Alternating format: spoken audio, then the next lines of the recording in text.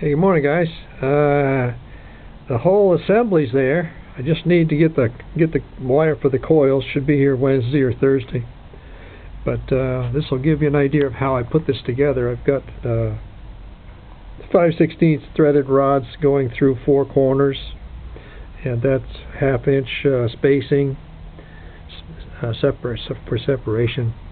And it turns, but it needs to. There's one spot I can get it where it's absolutely nothing touches, so it's possible. And I've got it marked down at the bottom down here for the alignment. And these rods right here go straight through the whole inside this wood to squeeze the halves together. So there's on the top there's a half and a half, half and half, half and half.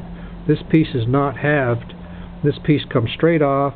These three in the middle, on this side, actually split in the middle and come out this way, so I can take it apart easily.